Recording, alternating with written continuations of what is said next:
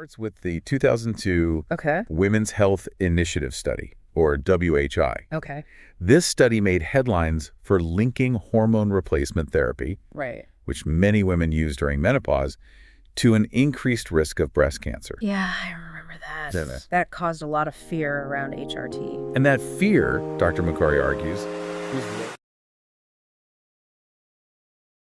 Welcome to Witter. Who has time to read? The podcast that brings deep dives for busy minds. Listen to AI hosts Jane and Dane and get ready to unpack the world's most captivating books in just a fraction of the time. Whether commuting, working out, or just squeezing in a quick break, we deliver key insights, thought-provoking themes, and takeaways you can carry into your day. Don't forget to like, subscribe, and leave a comment. Plus, use our links in the description to purchase this book. Your support helps us bring more engaging book discussions to you. Listen and follow us wherever you get your podcasts. Who has time to read? You do, with Witter. Hey everyone, ready for a deep dive into some medical mysteries? Oh, I'm ready. Today, we're cracking open Blind Spots by Dr. Marty Makary. Okay. And we're going to explore how even well-established medical recommendations can sometimes be, wrong. Yeah. It's really a fascinating look at how medical dogma, those unquestioned beliefs we often encounter in healthcare, can have a real impact on people's lives. So unpack that for me a bit. Okay.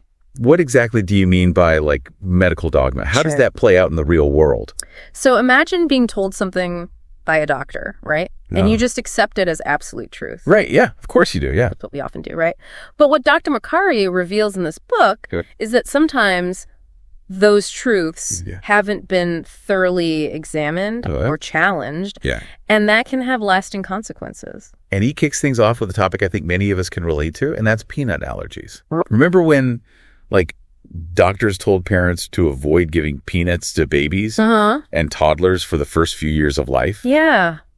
It seemed like common sense, right? It did. Why? At the time. Yeah. It turns out that advice may have backfired. Okay. Dr. Makary highlights this African paradox where aid workers noticed that African children who often ate peanut-based foods from a young age had remarkably low allergy rates. Wow, interesting. So it made everyone wonder, what if we had it backward all along? What if early exposure actually helped?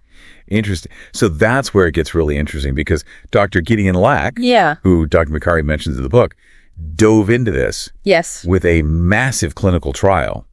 Comparing early peanut introduction to avoidance. Yes. And you know what they found? I can't wait to hear. Early introduction actually reduced peanut allergies by a huge margin. No kidding. Something like 86% compared to avoiding peanuts. 86%?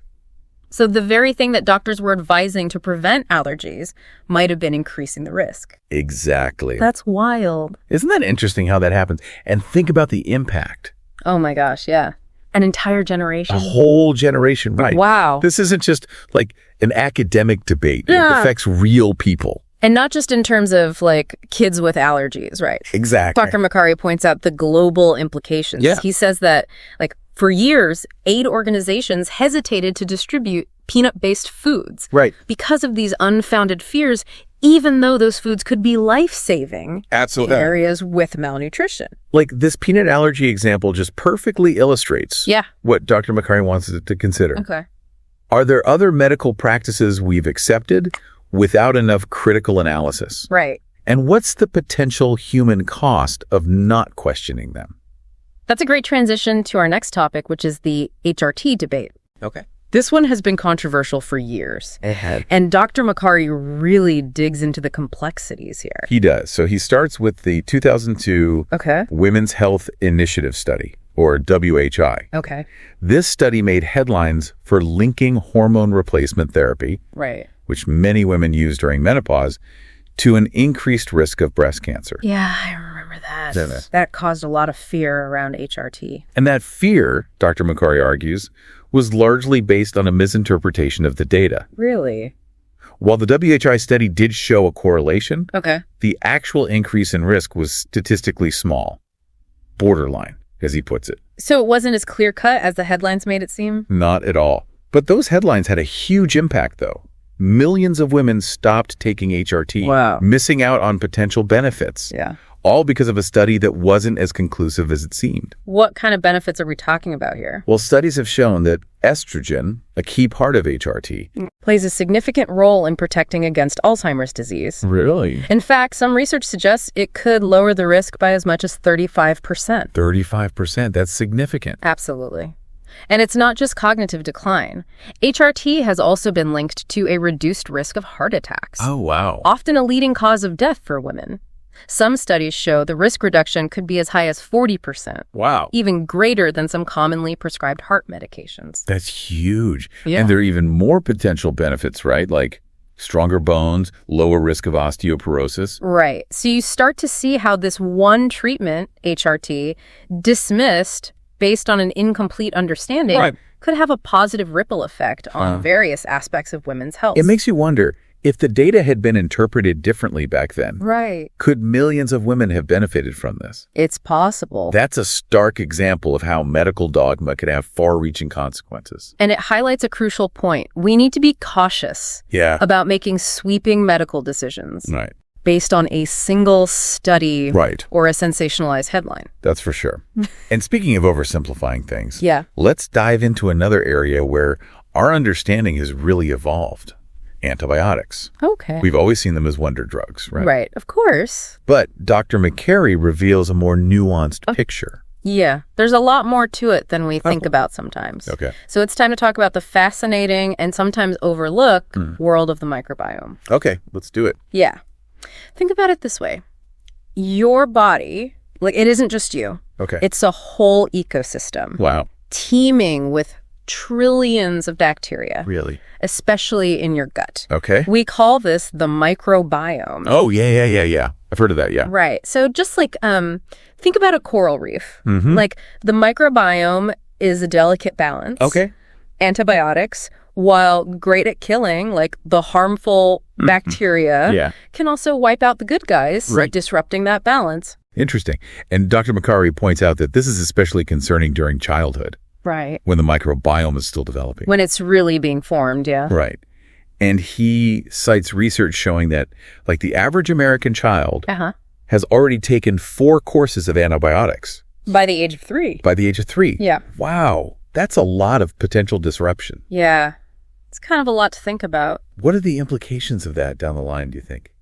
Well, he draws this really fascinating parallel to livestock. Okay. You know, farmers often give animals antibiotics to make them grow faster, bigger. Yeah. He's like, what if the same thing's happening to humans? Wow, interesting. So those antibiotics might be affecting our weight even years later. Yeah, that's what the research suggests, Wow.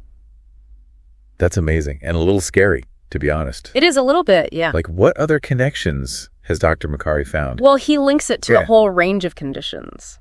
Really? That you might not expect, like colon cancer, asthma, even mental health issues. Really? Like anxiety and depression. Wow. Things that we wouldn't think are related at all. Right. And it really highlights how interconnected our bodies are. Totally. Right. And how something we thought was simple, like taking antibiotics, can have these far-reaching effects. Totally. We don't always consider those things. It's about understanding those connections, right? Yeah, like systems within systems. Yeah. That can really impact our health. Okay, so is he saying we should never take antibiotics? Not at all. Yeah. He really emphasizes like using them responsibly Right. only when truly necessary. Right. And like exploring alternatives whenever possible. So it's about finding that middle ground. Exactly. Right, using these powerful tools wisely. Right, and investing more in microbiome research. Okay. Because we've only scratched the surface of understanding this complex ecosystem and how to best protect it.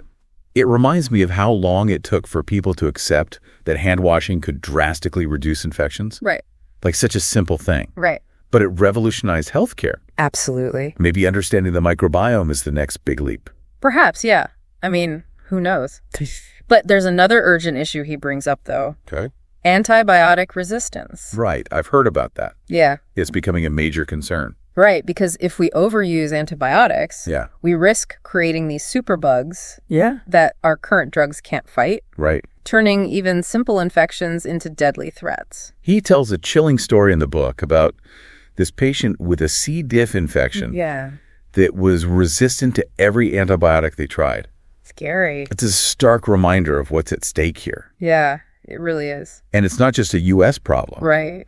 He points to the alarming rise of antibiotic overuse globally. Yes. Like where they're often readily available without prescriptions. It's a problem, for sure. So we're potentially facing a global health crisis. Yeah. Fueled by this over-reliance on antibiotics. It's a real possibility, unfortunately. But there is some hope. Okay, good. He highlights the work of researchers like Dr. Martin Blaser, who's dedicated his career to understanding and restoring the microbiome. Okay, so there were scientists working tirelessly. Oh, okay, good. Yeah, there are. Don't worry. It's good to hear.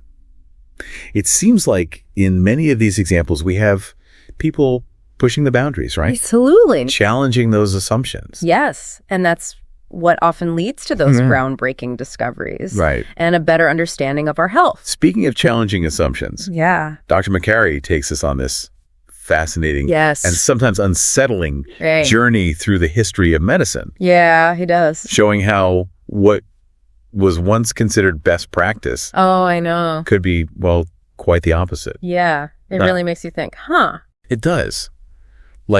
It's a stark reminder that medical knowledge is constantly evolving. Constantly. What we accept as truth today might be viewed as outdated or even harmful in the future. Absolutely. Let's start with a practice that's hard to imagine these days, blood transfusions. Okay. You're telling me this common procedure was once incredibly risky. Oh, yeah. In the early days, our understanding of blood types and infection risks was limited. Right. He describes how patients were unknowingly infected with HIV Oh my God. and hepatitis through transfusions. Wow. It's kind of a heartbreaking example of what can happen when we lack that critical knowledge. That's terrifying. You'd hope we'd learn our lesson after something like that, though, right? Well, we did learn. Okay. But sometimes those outdated practices, they persist. Okay. He talks about this 30% rule for blood transfusions. Okay. It was based on very limited data, but followed blindly for years. Really? Putting patients at unnecessary risk. So even when we have evidence that something isn't working, it can be tough to break free from those established beliefs. It can be really tough. It's interesting how that happens, isn't it? It is. And it's not just blood transfusions. Right. Dr. Makary uncovers a host of other historical practices that, looking back, were clearly harmful. Right. Like, give us an example. Well, for one, the way newborns were treated for decades was, in hindsight, shockingly misguided. Oh, wow. Practices like separating infants from their mothers immediately after birth. Really? Withholding food from premature babies. Wow. And using high levels of oxygen were common. Wow. Despite evidence suggesting they were harmful. It's hard to believe that was standard practice. I know, right? What's the takeaway here? That we can never become complacent. Right. We have to constantly evaluate and reevaluate. Yeah. Even when things seem like common sense or have always been done this way. Right. Question everything. Question everything. I like it. Exactly. Yeah. That questioning spirit that drives progress. Right. And leads to better healthcare for everyone. Totally. So we've uncovered some unsettling truths about medical dogma. It makes you think. Oh. It really does.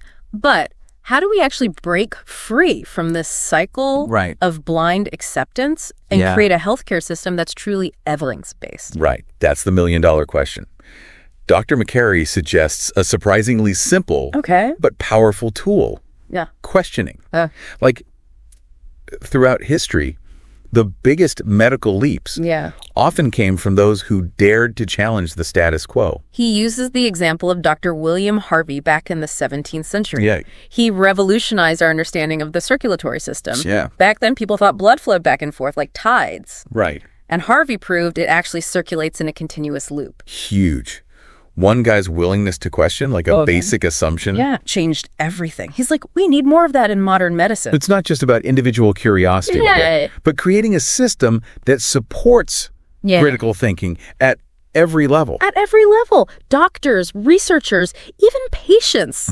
We should all be asking why more often. He talks about the need for more rigorous science, transparent research, robust clinical trials. Yes. To really test what works, not just assume it does. Exactly. Don't just assume, right? He's especially critical of what he calls medical oligarchs. Yes. Those with a lot of power over funding and publication. Yeah, and he argues that kind of concentrated power can stifle new ideas and silence dissenting voices. He gives the example of Dr. John Yudkin, right, who challenged the idea that fat was the main culprit in heart disease back in the 70s. Oh, wow. Yeah. He was saying sugar was a bigger problem. Which we're now realizing is probably true. Yeah. But back then, Yudkin's ideas were dismissed. Really? His work was buried. Took decades for the tide to turn. Imagine the impact if his research had been taken seriously earlier. It's a cautionary tale, right? It is. About how easily we can shut down dissenting voices, even when they have evidence. How do we change that culture? Well, he believes we need to create a space where challenging the status quo isn't career suicide. Right. Where pursuing, unorthodox ideas, as long as they're backed by evidence, is encouraged. He also emphasizes the need for solid clinical trials. Absolutely. Yeah. For years, women in their 40s were told to get mammograms without strong evidence that it actually saved lives in that age group. It's what he calls parachute thinking. Parachute thinking. Assuming something must be beneficial just because it sounds good? Right, exactly. We need proof, not just good intentions. Absolutely. And that brings us to a key point he makes.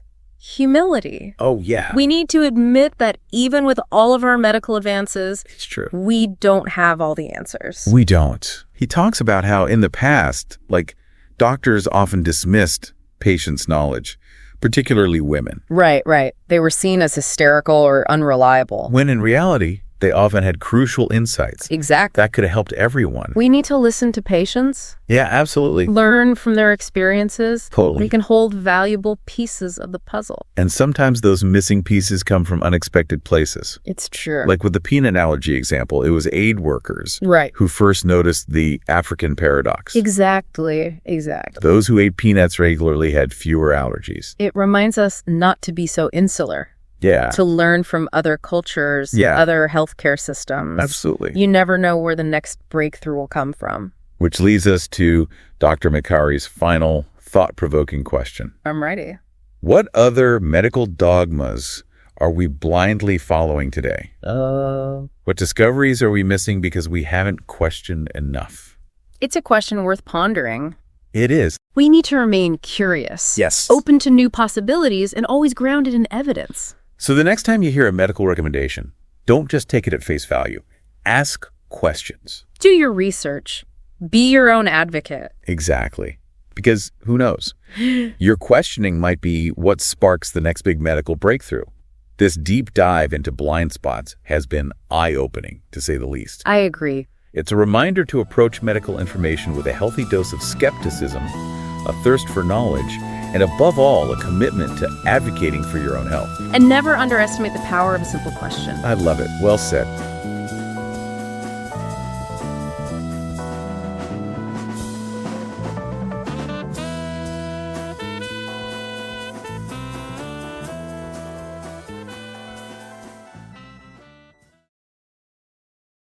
Thanks for listening to Witter, Who Has Time to Read, produced by One Media.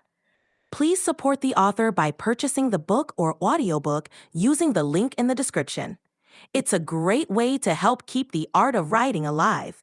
And stay in the loop. Subscribe to our newsletter for updates on weekly deep dives. And don't forget to share your thoughts or suggest our next deep dive at witterpodcast@gmail.com.